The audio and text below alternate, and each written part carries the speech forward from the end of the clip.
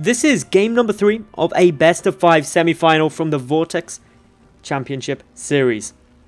Deadwing is going to be the host of this third map. It's a big map, so hopefully we're going to be seeing a nice long macro game here. Spawning down in the bottom left-hand position, we've got the green Terran player. Representing Vortex, it is Hantypen. And his opponent up to the top right, the blue Protoss. Also playing for Vortex, it is Askaria. This, of course, is the Vortex Championship Series playoffs. It is the semi-final game, and without a doubt, excitement is going to be on the cards. These two, they've gone for some varying strategies. Game number 1, we saw a proxy Stargate come down from Askaria, and from Hantypen, we saw a very aggressive style, both game 1 and 2, getting an early concussive shell down, and then just trying to really just find a nice macro route out of that, getting down a natural base nice and quick. Of course, Deadwing, it is a great map for going relatively macro orientated. I'd say these positions definitely are more comfortable for a Protoss player, and let me explain that. If you were top left and bottom right, actually it's identical. I'm being really silly, and that's because I forgot that this map has been changed, so it's only cross spawns as opposed to anything else. So never mind what I was saying. I was thinking of a different map because I'm just a silly caster sometimes. Anyway, Hantypen, gas up, racks up, just to be seen previously. Potentially, he's going to be gunning towards that early concussive shell upgrade just to be seen before. May not though, and the reason he may not is because this map isn't as solid for that as we've seen previously. So I'm glad to see the Reaper, because Deadwing being a much larger map as a whole, it would take so much longer to get that infantry across the map. So going for the Reaper, the more agile unit that's able to just quickly jump up thanks to this nice little shelf positioned usefully here, should be able to get a little bit of damage down, especially if Askaria were to go very greedy. Askaria, not going that greedy though, still getting down that Zealot, getting down the Cybernetics core, so not going for any silly risks like a Nexus first, instead just opting for a bit more standard play, the normal stuff that could be coming on in. The Reactor, now seeing the probe, denied the scout, although did spot the Reaper coming across, so it should have a fairly good guess that, okay, it's a Reaper opening. The Stalker, as we can see in the production tab, coming down back at home for Askaria, and that means that with the Stalker coming out, with the Mothership core inevitably soon to start, it shouldn't be too much of a hassle for Askaria to fend off a single Reaper. But what the Reaper will do is get some scouting information. We'll be able to see a little to do with what's coming down, when it's coming down, without getting killed off too fast. Askaria, going for a more similar build to game number 1, does have that second gas now coming at the later stage, but because he lost the probe that was busy scouting, it means that getting a proxy pylon down or any kind of proxy gateways or stargates or stuff would be more difficult. But doesn't look like that's going to be on the cards yet, as a natural base coming on down for Askaria, but Hantypen will be able to scout this very early. Unfortunately, his Reaper just a tad too far away, but does move in and sees it very early on to get a good read on what his opponent is doing. In comes the Reaper now, going to be trying to get a little tickle more damage.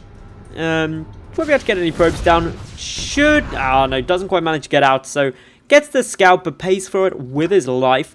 Meanwhile, Hantypen, just busy here at the moment, adding in that starport, getting in a couple of Widow Mines, so it looks like going to be a mine drop. And on this map, that's really nice. There's a lot of dead space round to the side here. Easy to sneak in with a medevac, get the drop down, get some damage through, and that's precisely what you want to be achieving. Askaria, natural base, nearly done. Of course, that's going to be a big economic advantage if, of course, we don't see much damage done by this. The Tech Lab coming on down could definitely indicate that we'll be going into a little bit of Cloak Banshee production, actually, and that could be really sweet. Very aggressive openings from Hantypen so far this game. The probe for Askaria, just moving across the map, going to be trying to get a bit more scanning information, maybe put down a proxy pylon just to see if any warpings could come down in the near future, but predominantly going to be checking to see if there's a natural base there, and upon not seeing a natural, that could get a little bit scary. Raven coming on through, so I was wrong about those Banshee. The Raven going to be used in case there was any Dark Templar making their way forward. Also going to be quite nice in having, obviously, the option to get down the point defense drone.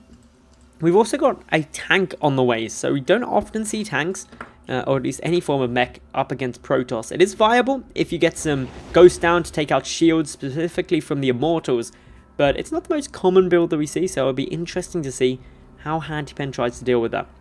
His drop though, that's gearing up, ready to get some damage on out. There are 3 Stalkers waiting patiently to try and intercept this, but if the medevac is controlled well and skirted right around the edge, unless Askaria is paying a lot of attention, they won't automatically engage. Few sentries on the Zealot staying in the front.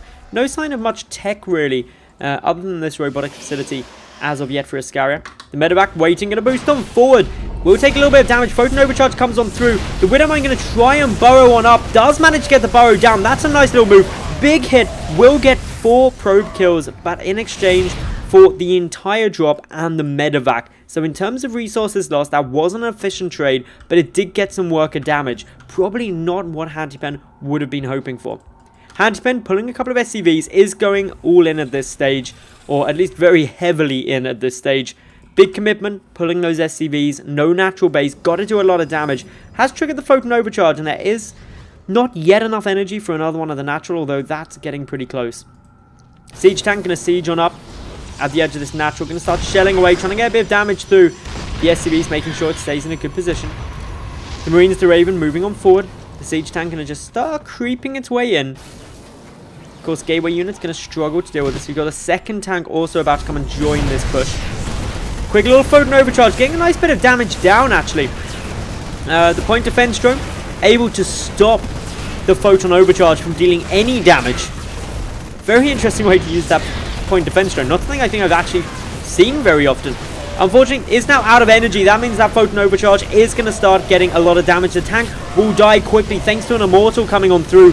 Askaria getting a good amount of damage, will take down the second tank as well. And overall, this push has not done enough damage for Hantypen. He's happy though with his attempt. GG, well played, and an oh well. And Askaria is going to take game number 2 of this best of 5.